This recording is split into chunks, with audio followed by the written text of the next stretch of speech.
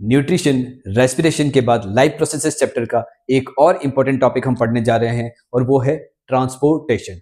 As we studied in nutrition, जो nutrients होते हैं वो स्मॉल इंटेस्टाइन से विलीज के थ्रू कहां चले जाते हैं? ब्लड स्ट्रीम में चले जाते हैं। ब्लड स्ट्रीम से होते हुए ये बॉडी की हर एक सेल तक पहुंचते हैं। ठीक है, बॉडी की हर एक सेल में रेस्पिरेशन की प्रोसेस होती है। ठीक है, तो क्या बनेगा? एनर्जी बनती है, देन कार्बन डाइऑक्साइड बनती है, देन H2O बनता है। रेस्पिरेशन में हमने पढ़ा कि जो CO2 है वो एल्वियोलाई तक पहुंची और एल्वियोलाई से वो बाहर जाती है, पर वो एल्वियोलाई तक पहुंची कैसे? ब्लड के थ्रू। ये जो CO2 है वो ब्लड के थ्रू ही पहुंची। इट मींस हमारी बॉडी में ट्रांसपोर्टेशन के लिए क्या क्या चीजें होनी जरूरी है? एक तो होनी जरूरी है कुछ पाइपलाइन, जो कि आउटर एनवायरमेंट से हमारे ऑर्गन्स को जोड़ रहा है और हमारे ऑर्गन से फिर बॉडी की हर एक सेल तक कनेक्ट है। वो किससे है? पाइपलाइन के थ्रू है। कोई ना कोई हमारी बॉडी में पाइपलाइन है। उन पाइपलाइंस को हम कहते हैं ब्लड वेसल्स। तो आप देखेंगे आपके हाथों में स्पष्ट नजर आती है, ब्लड वेसल्स होती है, क्लियरली दिखाई दे रही है। ये सारी क्या है? ब्लड वेसल्स है। और हमारी जो ब्लड वेसल्स है वो पूरी बॉडी में उसका नेटवर्क है। कहीं पर ये मोटी है, थिक है, कहीं पे थिन है, कहीं पे फाइन हेयर से भी ज्यादा सेल्यूलर लेवल पे पतली है। ठीक है, जिसे हम कैपिलरीज कहते हैं। तो इन ब्लड वेसल्स के थ्रू ब्लड फ्लो होता है और हमारी बॉडी की हर एक सेल तक जितने भी न्यूट्रिएंट्स पहुंचाने हैं या फिर जो भी वेस्ट मटेरियल बाहर निकालना है वो फाइनली किससे होता है? वो ब्लड के थ्रू ही होता है। और उस ब्लड को ले जाने के लिए क्या है? ब्लड की पाइपलाइन से, जिसे हम कहते हैं ब्लड वेसल्स। नाउ हार्ट क्या चीज है? तो देखिएगा, आपके घर में कुछ टैंक बने हुए होंगे पानी रिजर्वायर के लिए, पानी स्टोर करने के लिए। तो कुछ तो जमीन में होते हैं और कुछ कहाँ होते हैं? टंकियां रखी जाती है। कहां पर रखी जाती है? वो छत पर रखी जाती है। अब देखिएगा, जो पानी आप स्टोर करते हो ग्राउंड में, वो तो सीधा जो पाइपलाइन के थ्रू आता है वो अंदर सेव हो जाता है, स्टोर हो जाता है। पर कुछ पानी आपको कहाँ चढ़ाना होता है? वो आपको चाहिए होता है ऊपर टंकियों पे। अब वो ऊपर जब चढ़ाना है तो कैसे जाएगा? वो जाएगा एक मोटर के थ्रू। हम मोटर लगी हुई होती, हम स्विच ऑन करते हैं और पाइपलाइन के थ्रू पानी ऊपर चला जाता है। वैसे ही हमारी बॉडी में अगर हम बात करें तो ह्यूमन हार्ट यहाँ है। ठीक है, ह्यूमन हार्ट यहाँ है। यहां से अगर नीचे सप्लाई करनी है चीजों की तो ब्लड यहां से यहां नीचे चला जाएगा। अब यहां ऊपर भेजना है ब्लड। ठीक है, क्योंकि ब्रेन की हर एक सेल को भी चाहिए आपको जो न्यूट्रिएंट्स वगैरह जो है वो पहुंचाने के लिए ब्लड हर सेल तक पहुंचना चाहिए, चाहे हमारे पैर की उंगली से लेके हमारे ब्रेन तक। तो वो पहुंचेगा कैसे? ठीक है, अगर हार्ट ना हो तो ब्लड वेसल के थ्रू वो नीचे तो चला जाएगा, वो ऊपर वापस कैसे आएगा? ऊपर भी तो आना जरूरी है। तो इसके लिए क्या होता है? हार्ट काम करता है एज अ मोटर। मींस ये काम करता है पंप करने का। ये क्या करेगा? ये पंप करेगा तो उससे एक प्रेशर जनरेट होता है। उस प्रेशर के थ्रू जो ब्लड है वो नीचे से ऊपर भी पहुंचता है और क्विक रैपिडली पहुंचता है। क्योंकि मैंने ऐसे बताया था कि हमारी बॉडी को, हम बड़े ऑर्गेनिजम्स जो होते हैं उनकी बॉडी को क्या चाहिए होता है? ज्यादा एनर्जी चाहिए। ज्यादा एनर्जी तो इट मींस क्या होता है? ये जो ऑक्सीजन का और ग्लूकोज का जो मूवमेंट हो रहा है वो जल्दी होना चाहिए ताकि जल्दी रैपिडली एनर्जी जनरेट हो सके। तो हमारी बॉडी में जो ह्यूमन हार्ट है वो एज अ मोटर काम करती है। ये पंप करती है ब्लड को और ब्लड जो है वो ब्लड वेसल के through all parts of the body, जितनी भी सेल्स है वहां पहुंचेगा। वहां पर जो प्रोसेस होती है उसके बाद जो वेस्ट मटेरियल बचते हैं उनको वापस ब्लड के थ्रू ही बाहर निकाला जाता है। तो अब ये जो पूरा सिस्टम है ट्रांसपोर्टेशन, उसे हम इस प्रकार से डिफाइन करेंगे: the process of transferring of substances from one part of the body to the other parts. तो बॉडी के एक पार्ट से दूसरे पार्ट तक जो सब्सटेंसेस का ट्रांसफर होता है वही क्या है? ट्रांसपोर्टेशन है। इसमें एक तो सर्कुलेटरी सिस्टम आ गया और दूसरा है लिम्फेटिक सिस्टम। सर्कुलेटरी सिस्टम में सबसे फर्स्ट है ह्यूमन हार्ट, जो हम नेक्स्ट अभी पढ़ने जा रहे हैं। Let's start with the human heart एक ऐसा ऑर्गन जो बर्थ से लेके डेथ तक रेगुलर बिना रुके अपना फंक्शन करता रहता है, धड़कता रहता है और पूरे सेल्स को, अपनी बॉडी की हर एक ऑर्गन को ब्लड पहुंचाता है, पूरी बॉडी में ब्लड सर्कुलेट करता है। तो आप ये जरूर जानना चाहेंगे कि हार्ट का स्ट्रक्चर कैसा होता है, हार्ट की फंक्शनिंग कैसे होती है, कैसे ये ब्लड सर्कुलेट करता है। देखिए, जो ह्यूमन हार्ट होता है उसमें 4 चेंबर होते हैं। There are 4 chambers in human heart. ठीक है, जिसे मैंने बॉक्स फॉर्म में यहाँ पे बना रखा है। आप थोड़ा सा ध्यान दीजिएगा इस पे, आपको वीडियो को लास्ट तक देखना है। क्यों? क्योंकि आप अगर बीच में कहीं मिस आउट कर जाएंगे या फिर आप लास्ट का पोर्शन छोड़ देंगे तो आप इसकी पूरी जो फंक्शन है उसको नहीं समझ पाएंगे। ठीक है, अब आप देखिएगा ह्यूमन हार्ट के 4 चैम्बर्स होते हैं। इफ सपोज मैं इसकी नंबरिंग कर दूं, number 1, number 2, number 3 and number 4। Fine. अब जो ऊपर के जो 2 चैम्बर्स हैं, ऊपर के 2 चैम्बर्स को हम लोग कहते हैं एट्रियम। ठीक है, और नीचे के जो 2 चैम्बर्स हैं इसे हम कहेंगे वेंट्रिकल। Atrium, ventricle. ऊपर के 2 चैम्बर्स एट्रियम, नीचे के 2 चैम्बर्स है वो क्या है? वेंट्रिकल है। अब देखिएगा, अब जो ये नंबर 1 है जो इस तरफ है, क्योंकि ये कौन सी साइड है? राइट साइड है, हम लोग लिख देंगे यहाँ पे राइट, तो ये क्या हो जाएगा? Right atrium. This is your right atrium. This one is the left side, so this is your left atrium, right atrium and left atrium. This is also right side. Number 3, this is your right ventricle. This is left part, this is left ventricle. So number 3 is right ventricle, number 4 is left ventricle, number 1 is right atrium, number 2 is left atrium. अब ये चीजें इस human heart के diagram में कहां पर है? ये तो बॉक्स फॉर्म में है। 4 चैम्बर्स, एज आई टोल्ड कि 4 चैम्बर्स होते हैं, पर वो यहां कहां दिख रहे हैं? तो यहां नंबरिंग कर रखी है, देखो ये नंबर 1, ये number 1 means it is your right atrium. This is your right atrium. Then this is your left atrium, ये वाला पोर्शन ये रहा। तो right atrium, left atrium, right ventricle and left ventricle. तो ये आपके 4 चैम्बर हो गए, first, second, third and fourth. तो ये बेसिकली आपके क्या हो गए? चैम्बर्स हो गए। नाउ अब इसकी फंक्शनिंग कैसे होती है? ठीक है, तो हार्ट क्या कर रहा है? हार्ट ब्लड को पंप करने का कार्य कर रहा है, ब्लड को पंप करता है ताकि वो पूरी बॉडी में प्रॉपर ढंग से सर्कुलेट हो सके उस प्रेशर के साथ। ठीक है, वो क्या प्रोवाइड कर रहा है? वो ब्लड को प्रोवाइड कर रहा है pressure. It is like a motor. हमारी मोटर लगी होती है, ठीक है, हमें पानी ऊपर चढ़ाना होता है, हम क्या करते हैं? मोटर ऑन करते हैं। क्यों? क्योंकि वहां पे हमें क्या चाहिए होता है? वहां पे हमें चाहिए होता है प्रेशर। अब यहां पर भी प्रेशर चाहिए होता है। हमारी बॉडी में ब्लड नीचे तो चला जाएगा, ऊपर जाने के लिए क्या चाहिएगा? प्रेशर। और हम ह्यूमंस में एनर्जी की बहुत ज्यादा रिक्वायरमेंट होती है। That is the reason frequently हमारी बॉडी की हर एक सेल को क्या जरूरत होती है? ऑक्सीजन की जरूरत होती है। दैट इज द रीजन जो ऑक्सीजन है उसको लेके कौन जाएगा? ब्लड लेके जाएगा। तो ब्लड फ्रिक्वेंटली पहुंचे इसके लिए क्या करता है? ब्लड पंप करने का काम करता है। दैट इज आपको दिल धड़कने की जो आवाज सुनाई देती है, लब डब की जो आवाज सुनाई देगी। अब हार्ट में ब्लड एंट्री कहां से करता है और वो बॉडी को कैसे जाता है, पहले हम समझेंगे इस बॉक्स से। ठीक है, आप इस बॉक्स से समझेंगे और बॉक्स के बाद आपको समझ में आ जाएगा कि ये इसमें कैसे फंक्शनिंग। मैं पहले आपको इसमें बताऊंगा, उसके बाद आपको बताऊंगा हार्ट में। फाइन, ये भी एक हार्ट है, पर मैंने खाली इसमें चैम्बर्स बनाए हुए 4 बॉक्स बना रखे हैं। ये भी ह्यूमन हार्ट ही मैंने बता रखा है, पर ये क्या है? बॉक्स फॉर्म में बना रखा है मैंने। नाउ सबसे पहले बात करते हैं कि ह्यूमन हार्ट में ब्लड आता कहां से है। ठीक है, हार्ट में जो एंट्री होती है, जो फर्स्ट एंट्री जिसको हम बोलते हैं, वो कहां से होती है? तो ये आपको पता ही है लंग्स का क्या काम है। लंग्स में क्या होता है कि जो भी आपकी डीऑक्सीजनेटेड ब्लड आया हुआ होता है उसे क्या होता है? ऑक्सीजनेटेड हो जाता है। आपने जो भी ऑक्सीजन आपने इनहेल करा है वो क्या होगा? ब्लड में हीमोग्लोबिन के साथ अटैच हो जाएगा। ध्यान रखिएगा, हम जो भी ऑक्सीजन, जो भी गैसेस हम इनहेल कर रहे हैं, तो जो आपका जो ऑक्सीजन है वो ऑक्सीजन ब्लड के अंदर कैसे जाता है? उसे कौन ले जाता है? हीमोग्लोबिन। ये किसका काम है? हीमोग्लोबिन का काम है। हीमोग्लोबिन क्या करता है? उस ऑक्सीजन को कैच कर लेता है। क्यों? क्योंकि हीमोग्लोबिन की ऑक्सीजन के साथ क्या होती है? हाई एफिनिटी होती है। एक हाई लेवल की क्या होती है? Foundation, brotherhood. ठीक है, दोस्ती मान लो, बहुत जबरदस्त दोस्ती होती है। तो वो क्या करेगा? हीमोग्लोबिन ऑक्सीजन को पकड़ के अपने साथ ले जाएगा। ठीक है, ध्यान रखना ऑक्सीजन ब्लड के अंदर डिसॉल्व नहीं होता है। तो लंग्स में जो अपना डीऑक्सीजनेटेड ब्लड गया, या हम ये मान के चले कि जो ऑक्सीजनेटेड ऑक्सीजन जो हमने अंदर ली है वो कहां जाएगी? ब्लड के अंदर जाएगी। राइट, अब वो जो ब्लड है वो कहां है? वो ब्लड आएगा आपके लंग्स टू, एंट्री कर रहा है वो इस लेवल पे। किस लेवल पे?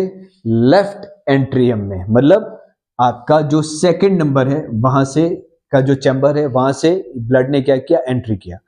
फाइन, कहां से आया ये आया है लंग्स से ऑक्सीजनेटेड होके, प्योर होके। ऑक्सीजनेटेड ब्लड को हम क्या कहते हैं, प्योर ब्लड भी कहते हैं। क्यों प्योर ब्लड कहते हैं, क्योंकि इसमें क्या है, इसमें ऑक्सीजन है। फाइन, नाउ तो जब ये लेफ्ट एट्रियम ब्लड को रिसीव करता है तब ये क्या करता है, एक्सपेंड करता है।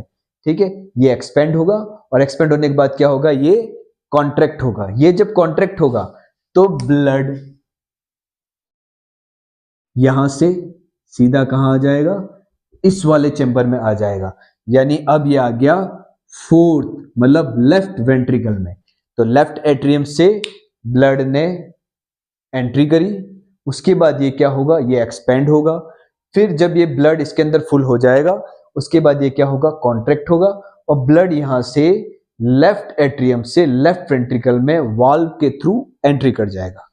अब जो ये लेफ्ट वेंट्रिकल है वो क्या करेगा, वो करेगा कॉन्ट्रैक्ट करेगा। जब ये कॉन्ट्रैक्ट करेगा तो ब्लड कहां जाएगा,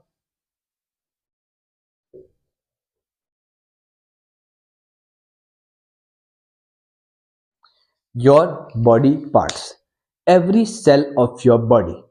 फाइन, तो ये जो ब्लड है अब जब ये कॉन्ट्रैक्ट किया तो ये कहां चला गया, all parts of the body.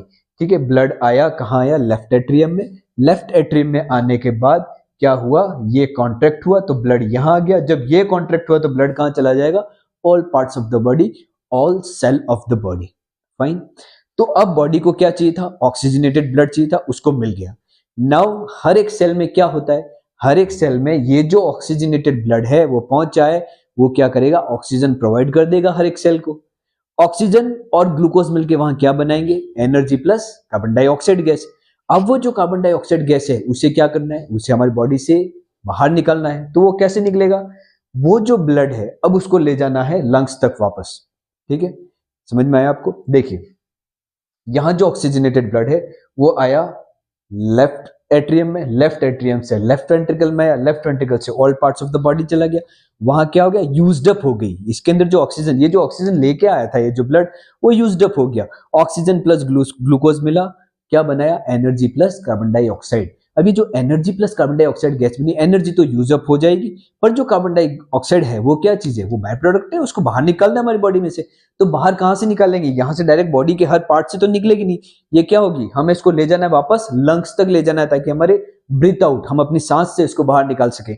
तो फिर ये जो ब्लड है, जो all parts of the body, अब इस ब्लड को जिसमें ऑक्सीजन नहीं है, अब इसमें क्या है, CO2, इसमें क्या होगी, अब कार्बन डाइऑक्साइड है। ऑक्सीजन तो यूज्ड अप हो गई, कार्बन डाइऑक्साइड आ गई उसके अंदर। अब ये जो कार्बन डाइऑक्साइड है, अब ये कार्बन डाइऑक्साइड क्या होगी, ये जाएगा ब्लड आपके चैम्बर नंबर 1 में। फाइन, कहां जाएगा, चैम्बर नंबर 1 में। चैम्बर नंबर 1 कौन सा है, राइट एट्रियम। ये कौन सा है, राइट एट्रियम में उसने ब्लड ने एंट्री करी। कौन सा ब्लड है, this is your deoxygenated blood, या फिर इम्प्योर ब्लड कहेंगे। क्यों, क्योंकि इसके अंदर क्या है, कार्बन डाइऑक्साइड डिसॉल्व है। अब ध्यान रखिएगा आप कि जो ऑक्सीजन है, एज आई टोल्ड, कि वो ब्लड में डिसॉल्व नहीं होती है, पर जो कार्बन डाइऑक्साइड है वो ब्लड में क्या हो जाती है, वो डिसॉल्व हो जाती है। नाउ अब यहां आ गया, जब ये राइट एट्रियम में आएगा तब ये क्या करेगा, एक्सपेंड करेगा। एक्सपेंड हुआ, अब ये क्या करेगा, कॉन्ट्रैक्ट करेगा। जब ये कॉन्ट्रैक्ट करेगा तो ब्लड कहां आ जाएगा, वॉल के थ्रू राइट वेंट्रिकल में। कहां आ गया, राइट वेंट्रिकल में आ गया। ब्लड राइट एट्रियम में आया, ये कॉन्ट्रैक्ट किया, राइट वेंट्रिकल में चला गया। राइट वेंट्रिकल जब कॉन्ट्रैक्ट करेगा तो अब ये ब्लड जाएगा यहां से आपके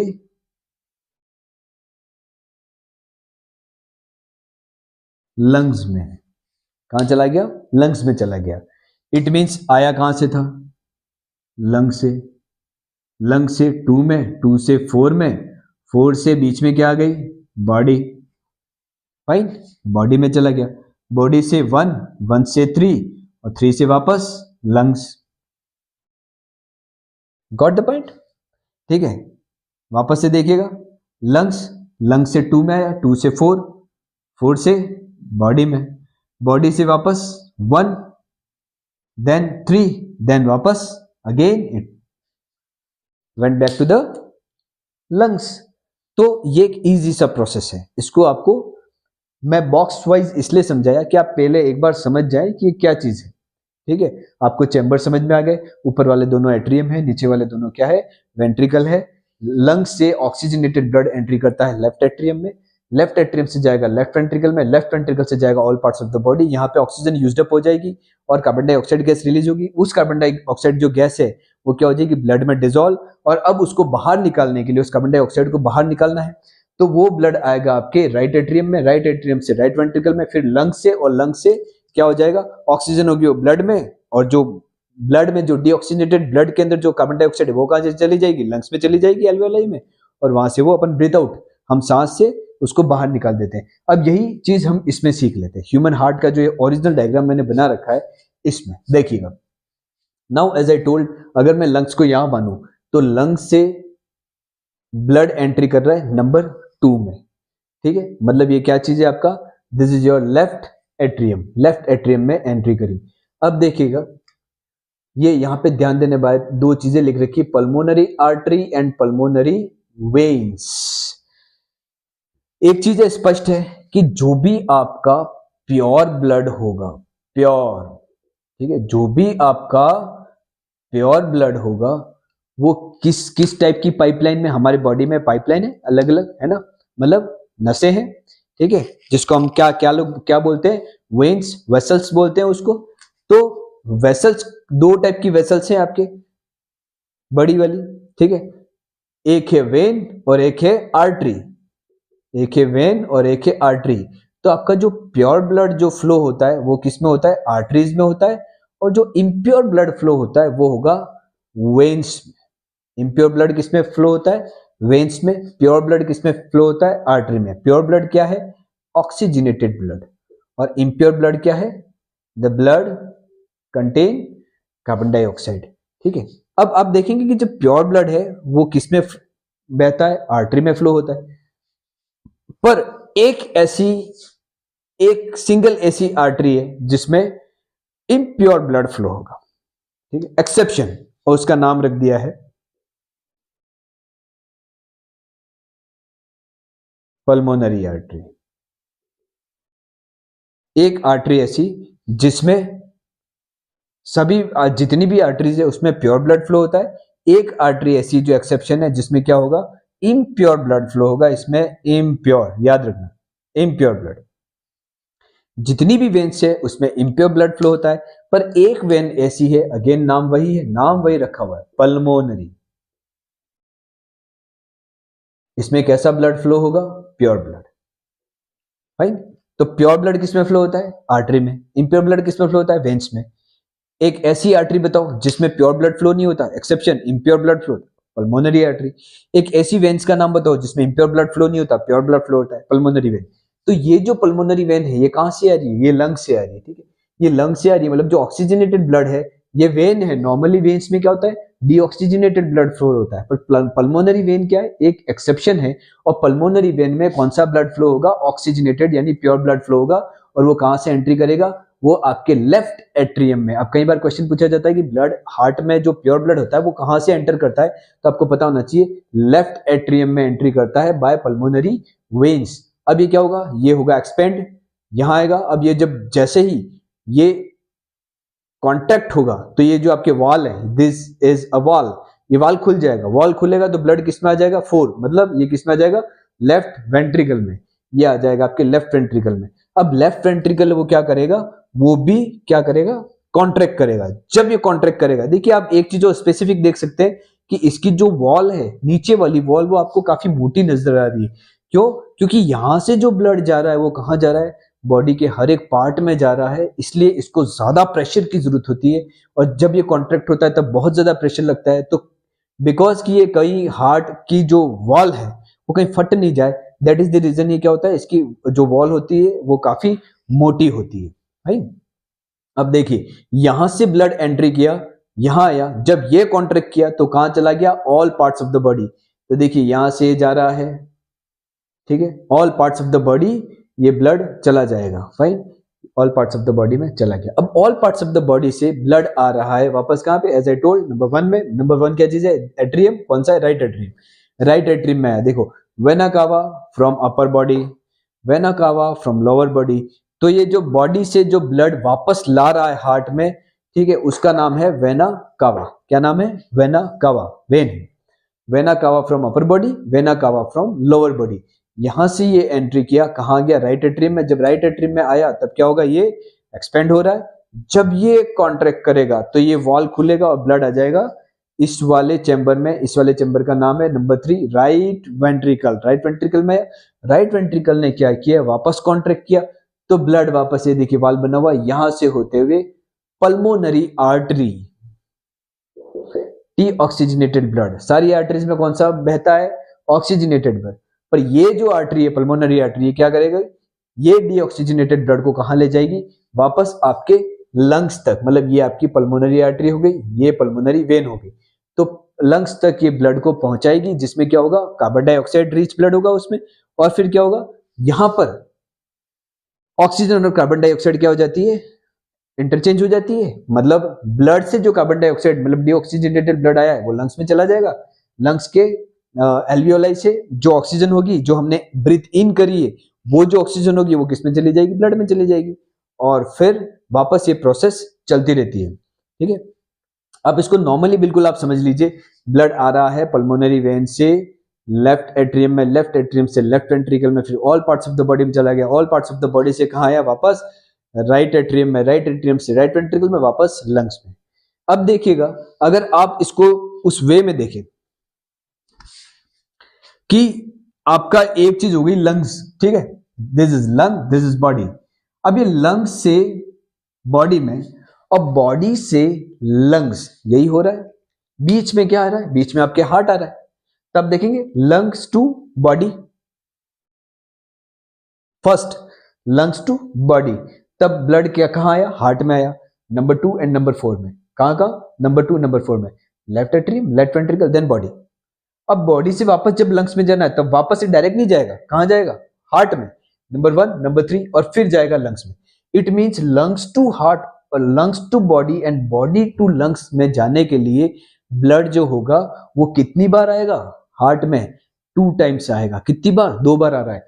फर्स्ट तो जब ऑक्सीजनेटेड ब्लड है वो यहां से होते हुए फिर पंपिंग के लिए, पंपिंग हुआ तब all parts of the body में चला गया, फिर all parts of the body से वापस हार्ट में है, तब कैसा है, ये डीऑक्सीजनेटेड ब्लड है। अब ये जो डीऑक्सीजनेटेड ब्लड है वो क्या होगा, वापस लंग्स में जा रहा है। तो कितनी बार, twice.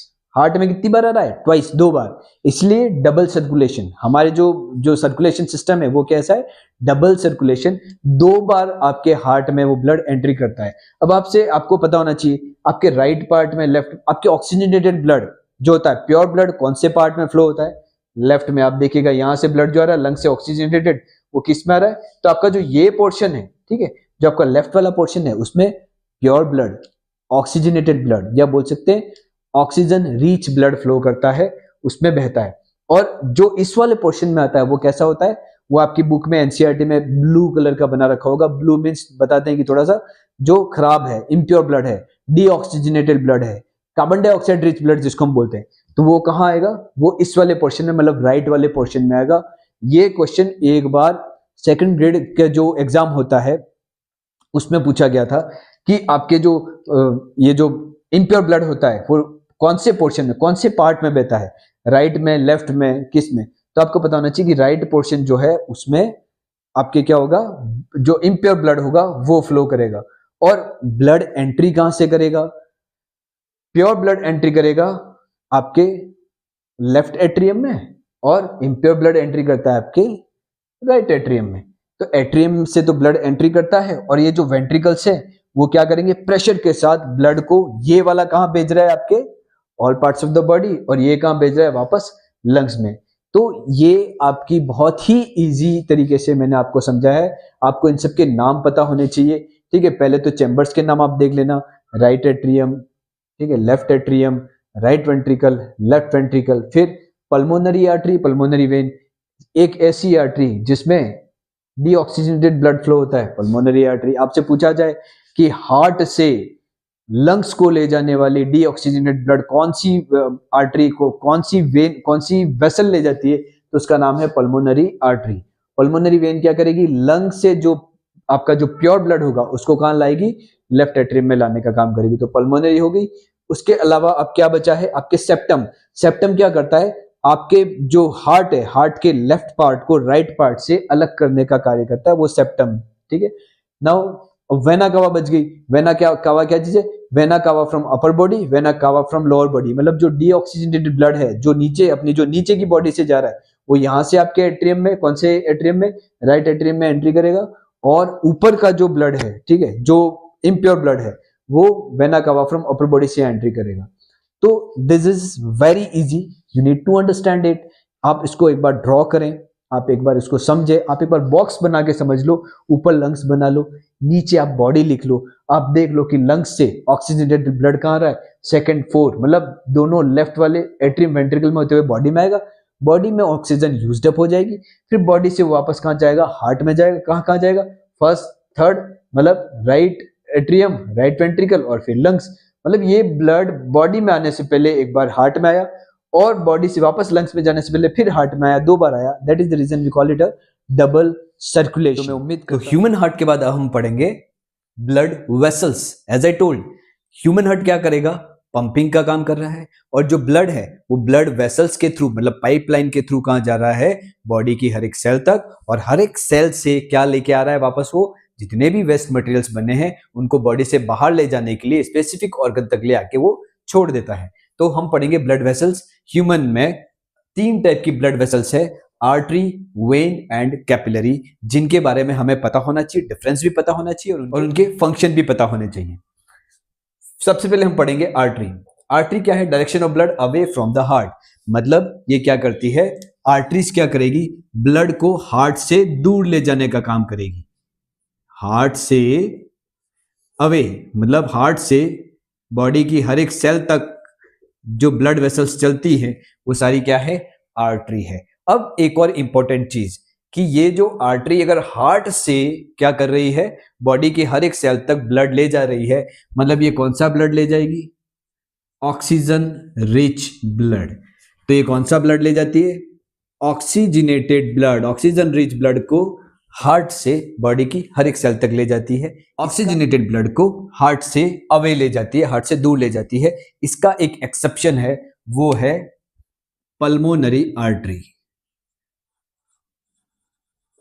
Pulmonary artery, pulmonary artery तो नॉर्मल सारी जितनी भी आर्टरीज होगी उसमें क्या होगा, प्योर ब्लड फ्लो होगा। Pure blood, oxygen rich blood and oxygenated blood, ये तीनों एक ही बात है।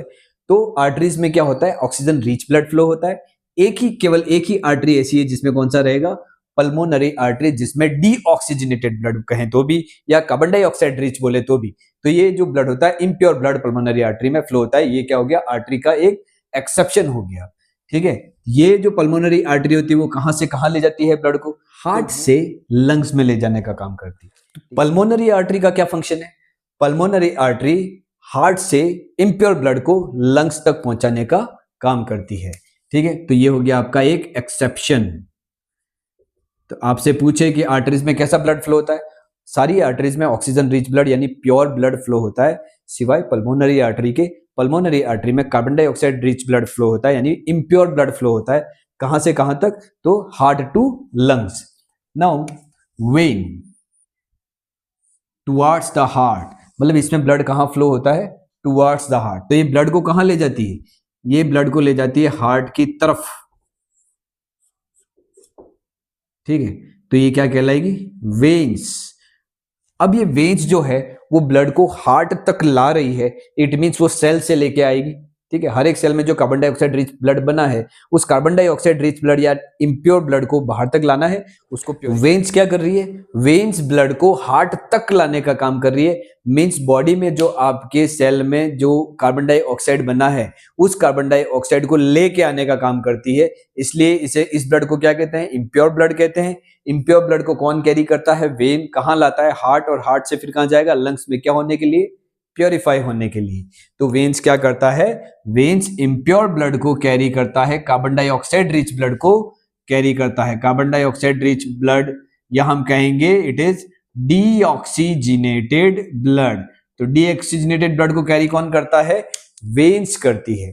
तो वेन्स का भी क्या हो जाएगा? एक एक्सेप्शन है।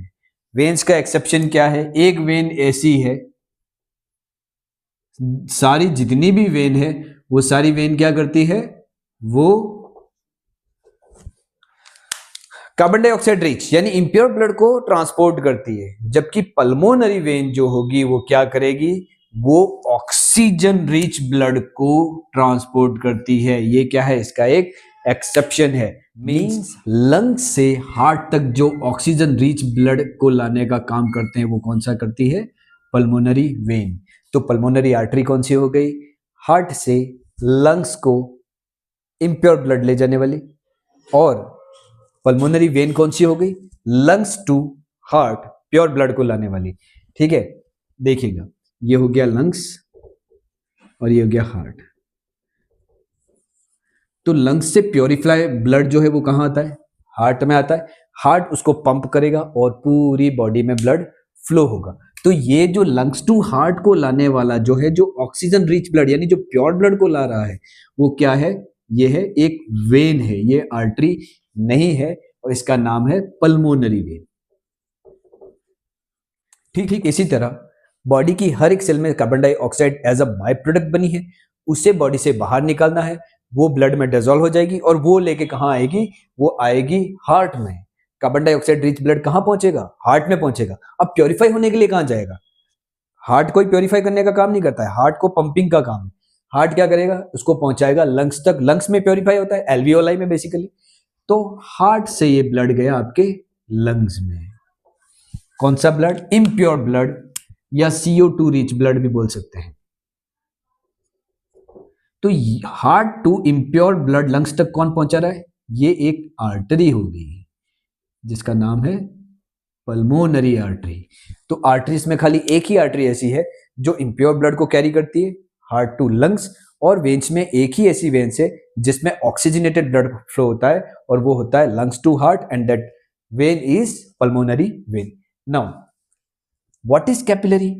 कई बार पढ़ चुके हैं। कैपिलरी एक फाइन ब्लड वेसल्स होती है, बहुत ही पतली होती है, जो बॉडी की हर एक सेल तक पहुंच रही है, एल्वियोलाई तक पहुंच रही है, विलीज तक पहुंच रही है, सेल्यूलर लेवल की होती है। और ये क्या करती है? Helps in exchange of substances को एक्सचेंज करने का काम करती है। हमने रेस्पिरेशन में पढ़ा था कि जो एल्वियोलाई में जो कैपिलरीज होती है वो क्या कर रही है?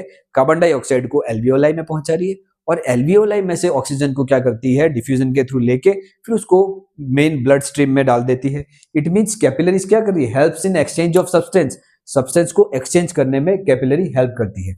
नेक्स्ट, आर्टरी में क्या होता है? Oxygen rich blood, rich in oxygen. एक एक्सेप्शन है, पल्मोनरी आर्टरी। वेन्स में क्या है? Carbon dioxide rich blood. ठीक है, तो किस क्या होता है इसमें? कार्बन डाइऑक्साइड होता है। इसका एक्सेप्शन क्या है? Pulmonary vein. कैपिलरी क्या ट्रांसपोर्ट करती है? बोथ कार्बन डाइऑक्साइड भी और ऑक्सीजन भी। प्रेशर, इसमें प्रेशर, आर्टरी में प्रेशर कैसा होता है? हाई प्रेशर के साथ चलती है। क्यों? क्योंकि हमारी बॉडी को हाई एनर्जी नीड होती है, तो बॉडी की हर एक सेल को एनर्जी बनानी पड़ती है, और उसके लिए क्या चाहिए होता है? ऑक्सीजन रैपिडली और ज्यादा मात्रा में चाहिए होता है। इसलिए क्या है कि जो आर्टरी में क्या फ्लो हो रही है? ऑक्सीजन रिच ब्लड फ्लो हो रहा है, तो क्या होगा? वो हाई प्रेशर के साथ चलता है, क्योंकि हार्ट जो है पंप कर रहा है, तो ब्लड वो क्या है? एक हाई प्रेशर के साथ चलेगा। इसलिए इसकी आर्टरी की वॉल्स कैसी होती है? थिक भी होती है, और इसमें प्रेशर कैसा होता है? हाई प्रेशर होता है। नाउ अगर हम वेन्स की बात करें, तो बॉडी की हर एक सेल से जो कार्बन डाइऑक्साइड बनी है, वेस्ट मटेरियल, उसको बाहर ले जाने हैं। अब उसको बाहर ले जाने का काम करना है, तो इसमें इतने प्रेशर की जरूरत नहीं होती है, इसलिए वेन्स में प्रेशर क्या होता है? कंपेरेटिवली आर्टरी से क्या होता है? लो होता है। और कैपिलरीज में क्या होगा? प्रेशर मॉडरेट होगा, ना हाई होगा ना लो होगा। वॉल्स कैसी होगी? इसकी वॉल्स होती है thick and elastic, as I told, क्योंकि इसका ब्लड प्रेशर जो लेवल है वो हाई है, तो इसकी वॉल्स कैसी होती है? थोड़ी मोटी होती है, थिक होती है, और कैसी होती है? इलास्टिक होती है, ताकि उस प्रेशर को क्या कर सके? हैंडल कर सके। और वेन्स में क्योंकि किसी प्रकार का प्रेशर नहीं चल रहा है, तो इसकी जो वॉल होगी वो कैसी? थिन है, और इसमें इतनी इलास्टिसिटी नहीं होती है। ये तो बहुत ज्यादा वन सेल थिक होती है, बहुत ही पतली होती है।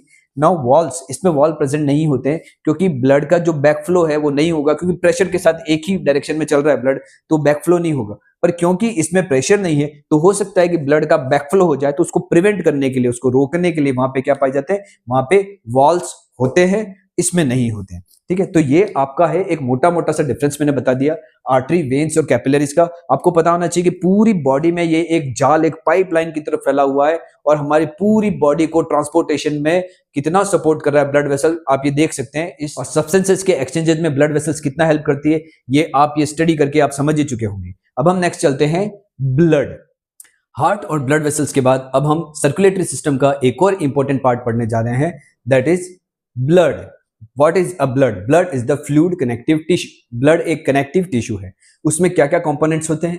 Plasma, that is a liquid part, fluid होता है, ठीक है, it is a fluid medium. और ये क्या होते हैं? ये होते हैं उसके अंदर कार्पसल्स, स्मॉल पार्टिकल्स, ठीक है। Plasma is a fluid medium, ये क्या क्या ट्रांसपोर्ट करता है? Food, carbon dioxide and nitrogenous waste. यहां पर ऑक्सीजन नहीं लिखा है, क्यों? क्योंकि ऑक्सीजन कौन ट्रांसपोर्ट करता है? ऑक्सीजन ट्रांसपोर्ट करता है रेड ब्लड कार्पसल्स में जो हीमोग्लोबिन होता है वो ट्रांसपोर्ट करता है ऑक्सीजन। तो ऑक्सीजन कौन ट्रांसपोर्ट करता है? ऑक्सीजन ट्रांसपोर्ट करेगा एक रेस्पिरेटरी पिगमेंट होता है जिसे हम हीमोग्लोबिन कहते हैं, आरबीसी में होता है। प्लाज्मा क्या करता है? एज आई टोल्ड कि जो कार्बन डाइऑक्साइड है वो ब्लड में डिसॉल्व हो जाती है, तो कार्बन डाइऑक्साइड को कौन ट्रांसपोर्ट करेगा? प्लाज्मा हम लिखेंगे। तो plasma is a fluid medium, transports food, carbon dioxide and nitrogenous waste. RBC क्या करेगा? Contain haemoglobin and transport oxygen.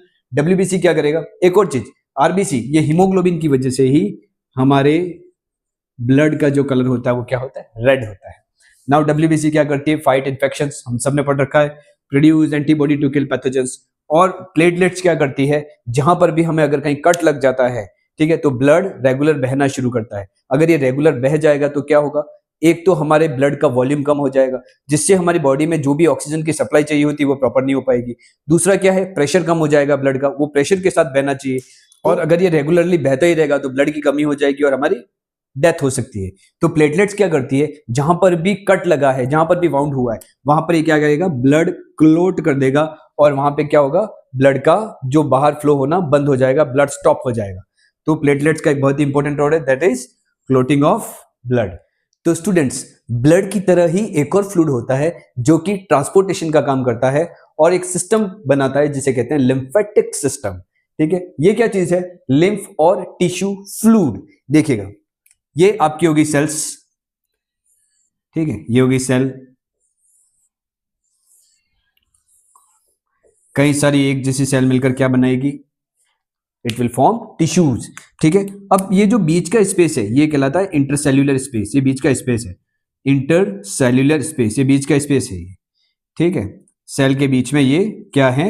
Intercellular space. अब क्या चीज है? अब एज आई टोल्ड कि जो कैपिलरी, ब्लड की कैपिलरीज होती है वो क्या करती है? हर एक सेल तक क्या करती है? न्यूट्रिशन लाने का काम करती है, मतलब सब्सटेंस लाने और ले जाने का काम कर रही है। मतलब वो जो कैपिलरीज है वो क्या होगी? सराउंडिंग दिस कैपिलरीज, यहां पर कई सारी क्या होती है? कैपिलरीज होती है जो चीजें सब्सटेंसेस अंदर लाती हैं, बाहर ले जाती है, ठीक है। अब क्या होता है? कई बार इन कैपिलरीज की जो वॉल्स होती है वहां से कुछ फ्लूइड होता है, वो क्या हो जाता है? वो लीक हो जाता है और कहां चला जाएगा? ये जो इंटरसेल्यूलर स्पेस है, ठीक है, ये सेल के बीच में जो कुछ स्पेस है वहां चला जाता है। सम कंपोनेंट्स ऑफ ब्लड लीक हो जाते हैं। कहां से? जो भी कैपिलरीज यहां पर है उन कैपिलरीज के अंदर क्या चल रहा है? ब्लड चल रहा है। तो उस ब्लड के जो कंपोनेंट्स है वो उस वॉल से क्या हो जाता है? लीक हो जाते हैं, कई बार लीकेज हो जाता है through pores in the walls of capillaries, ठीक है। कौन कौन से? Plasma, then proteins, then blood cells. RBC नहीं होती बस इसमें, आरबीसी की साइज क्या होती है? बड़ी होती है, तो छोटे जो पोर्स होते हैं उनसे क्या होगी? वो लीकेज नहीं होता है। तो क्या है कि some components of blood leak through pores in the walls of capillaries. कौन कौन से ऐसे कंपोनेंट्स है? तो हम बोलेंगे प्लाज्मा है, ब्लड सेल्स है, प्रोटीन्स है। ब्लड सेल में आरबीसी नहीं है। इनटू द इंटरसेल्यूलर स्पेस, तो इस इंटरसेल्यूलर स्पेस में क्या हो जाता है? वो जमा हो जाते हैं। It drains into lymph vessels. अब देखिए क्या है, इसलिए हम कहते हैं टिश्यू फ्लूइड। इसे हम क्या कहेंगे? क्योंकि टिश्यू है, ठीक है, कई सारी एक सारी सेल जो है एक जैसी सेल मिलकर क्या बना रही है? टिश्यू बना रही है। टिश्यू के बीच का स्पेस क्या है? Intercellular space. यहां पर क्या हो गया? वो फ्लूइड इकट्ठा हो गया है जिसमें क्या चीज है? प्लाज्मा, प्रोटीन्स और ब्लड सेल्स। कहां से निकला है? ये वो कैपिलरीज के अंदर जो ब्लड फ्लो हो रहा था उसी के कंपोनेंट्स है, वही कैपिलरीज की वॉल के थ्रू, छोटे छोटे पोर्ट्स के थ्रू यहां जमा हो गए। इसलिए हम ये, क्योंकि एक टिश्यू है, इसलिए हम कहेंगे इसको tissue fluid, it is a tissue fluid. और इसका एक और नाम है लिम्फ। अब क्या होता है, ये जो लिम्फ होता है, अब क्योंकि ये बहुत ही काम की चीज है, प्लाज्मा, प्रोटीन, ब्लड सेल्स, तो क्या होता क्या है, ये वापस से drains back into the blood stream. कैसे? तो ये जो टिश्यू फ्लूइड है ये क्या होगा, ये लिम्फ कैपिलरीज के थ्रू कहां चला जाएगा, लिम्फ वेसल्स में। ठीक है, मतलब इसका भी नेटवर्क होता है, जिससे हमारी बॉडी में वेन्स है, आर्टरीज हैं, कैपिलरीज हैं, वैसे ही लिम्फ कैपिलरीज भी हैं और लिम्फ की वेसल्स भी होती है, जो फाइनली कहां खुलती है, ये खुलती है बड़ी वाली वेन्स के अंदर में। तो क्या होगा, ये जो फ्लूइड है वो लिम्फ कैपिलरीज की लिम्फ होती है, उसके थ्रू कहां जाएगा, लिम्फ वेसल्स में जाएगा। फिर लिम्फ वेसल्स के बाद ये कहां ओपन होगा, लिम्फ वेसल्स वेन्स के अंदर में, और वापस कहां जाता है, ब्लड स्ट्रीम में वापस आ जाता है। तो important point, lymph is a part of lymphatic system. ठीक है, it contains less protein than blood. तो ब्लड के तुलना में कम प्रोटीन होता है, कम ही होगा। ब्लड का ही प्रोटीन था जो लीक होके कहां चला गया था, लिम्फ बन गया, मतलब इंटरसेल्यूलर स्पेस में आ गया। It is a colourless fluid. क्यों कलरलेस है, बिकॉज ब्लड में तो क्या होता है, आरबीसी, आरबीसी के अंदर हीमोग्लोबिन है, उसकी वजह से क्या होता है, ब्लड का कलर रेड होता है। पर क्योंकि इसमें आरबीसी नहीं आई है, क्यों नहीं आई है, क्योंकि कैपिलरीज के जो पोर्स है वो छोटे हैं और आरबीसी की साइज बड़ी होती है, तो आरबीसी क्या होती है, लीक नहीं हो पाती है। अब आरबीसी आएगी ही नहीं लिम्फ में, तो फिर लिम्फ का कलर क्या होगा, रेड होगा क्या, नहीं होगा, कलरलेस ही होगा। ठीक है, then carries digested and absorbed fat from intestine. ये इंटेस्टाइन से जो डाइजेस्ट हो गया, एब्जॉर्ब हो गया फैट है, उसको कैरी करता है। Drains access fluid back into the blood. तो ये जो एक्सेस फ्लूइड था उसको कहां कर दिया, वापस ब्लड में उसने ड्रेन कर दिया। और इट हैज मोर डब्ल्यूबीसी, इसमें डब्ल्यूबीसी लिम्फोसाइट्स की संख्या ज्यादा होती है। तो लिम्फ ऑल्सो इंपॉर्टेंट पार्ट है आपके सिलेबस का, आपको बहुत अच्छे से पढ़ना है, इसको तैयार करना, क्योंकि कई बार एग्जामिनेशन में पूछा जाता है और बच्चे सबसे बड़ी गलती ये करते हैं कि लिम्फ पढ़ के नहीं जाते, लिम्फ क्या है समझ में ही नहीं आता। अरे तो लिम्फ अगर आपको समझ में नहीं आ रहा है तो आप इस वीडियो को बहुत अच्छे से देख लीजिए, आपको इजीली समझ में आ जाएगा कि लिम्फ क्या है। तो अगर बेसिक समझाएं तो क्या हो रहा है, यहाँ से पाइपलाइन जा रही है, यहाँ से कोई फ्लूइड जा रहा है, ठीक है, मान लो ब्लड जा रहा है। अब क्योंकि यहाँ पे छोटे छोटे कुछ पोर्स है, तो यहाँ से ब्लड के कुछ पार्ट बाहर निकल गए, ठीक है, जैसे प्लाज्मा, ब्लड सेल्स, जिसमें आरबीसी नहीं है क्योंकि आरबीसी की साइज बड़ी है, ठीक है, और कुछ प्रोटीन्स। अब ये क्या हुआ, ये वापस से कहीं ना कहीं जाके आगे वापस इसको क्या कर देगा, इस ब्लड स्ट्रीम में मिला देता है। तो ये जो मिलाएगा यहां से यहां, तो एक सिस्टम बनाएगा, लिम्फेटिक सिस्टम, जो लिम्फ होती है, लिम्फ कैपिलरीज होती है, फिर वो उसको जो फ्लूइड होगा लिम्फ को कहां ले जाएगी, लिम्फ वेसल्स में ले जाएगी, और फाइनली वो कहां खुलेगी, वेन्स में। फाइनली ब्लड स्ट्रीम के अंदर मिल जाता है क्या, वापस से प्लाज्मा, ब्लड सेल्स और जो भी चीजें होगी वापस इसमें आ जाएगी। ठीक है, तो एक्सेस फ्लूइड को ये लिखा हुआ है कि drain access fluid back into the blood. तो इसको यही अच्छे से समझ लीजिए, बहुत ईजी है। नेक्स्ट हम चलेंगे ट्रांसपोर्टेशन इन प्लांट्स।